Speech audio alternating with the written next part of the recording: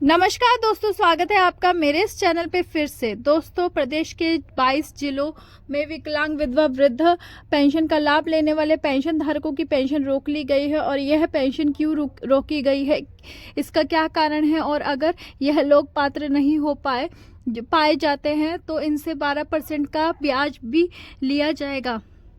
Pension की recovery भी राज्य सरकार करेगी।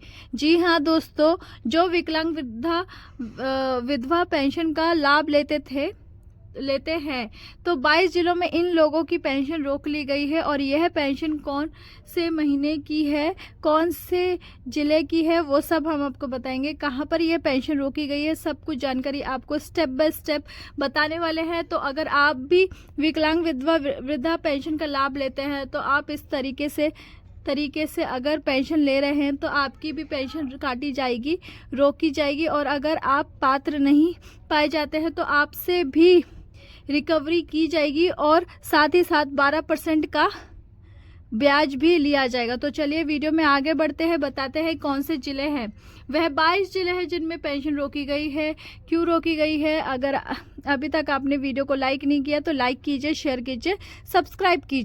देखिए, परिवार पहचान पत्र में आय बढ़ाने, निर्धारित मापदंडों को पूरा न करने और आयु दस्तावेजों के सही नहीं पाए जाने के कारण प्रदेश भर के 337 लोगों की बुढ़ापा पेंशन बंद हो गई है। यानी कि इनका जो परिवार पहचान पत्र, उसमें आय और उम्र के जो मापदंड उम्र पूरी करते हैं वह सही नहीं पाए गए हैं। इस वजह से प्रदेश के 3,307 लोगों की पेंशन को रोकी गई है, बुढ़ापा पेंशन। और अब इन लोगों के भौतिक सत्यापन दस्तावेज की जांच के बाद ही यह पेंशन शुरू हो पाएगी। यदि इनमें से कोई भी व्यक्ति अपात्र पाया जाता है तो उसे ब्याज समेत अभी तक ली गई जितनी भी पेंशन है वो सबका रिकवरी करना होगा।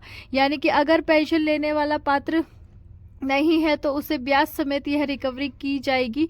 अपात्र लोगों को अभी तक सितंबर और अक्टूबर माह की पेंशन नहीं मिली है, यानी कि सितंबर और अक्टूबर माह की पेंशन इनकी रोकी गई है। चलिए आगे बढ़ते हैं। लोग लगातार अपने जिलों के समाज कल्याण कार्यालय में चक्कर लगा रहे हैं। विभाग अधिकारियों का कहना है कि यदि भौतिक सत्यापन पर भी यह व्यक्ति अपात्र पाए जाते हैं तो इनसे अभी तक विभाग से ली गई पेंशन की रिकवरी 12% के ब्याज सहित की जाएगी। समाज कल्याण विभाग के कर्मचारियों की ओर से ऐसे लोग दस्तावेजों का सत्यापन किया जा रहा है। यानी कि अगर यह अपात्र पाए जाते तो पेंशन का पैसा इन्होंने जो लिया है उनका 12% का ब्याज लगाकर रिकवरी किया जाएगा। परिवार पहचान पत्र पीपी में आए और सरकारी लाभ का डाटा अपडेट होने पर पता चला कि प्रदेश में करीब 34,000 लोग गलत तरीके से पेंशन ले रहे हैं। उन परिवारों की सालाना आयु दस्तावेज मापदंड अनुसार नहीं है। इनमें कई ऐसे लाभार्थी भी चयनित हुए हैं जो 2-2 पेंशन ले रहे हैं और जिनके पति सरकारी नौकरी से रिटायर है, फिर भी उनकी पत्नी बुढ़ापा पेंशन का लाभ ले रही हैं। तो ऐसे अपात्र लाभार्थियों चिन्हित किया जा रहा है। चलिए बताते हैं कि कौन कौन से जिले हैं।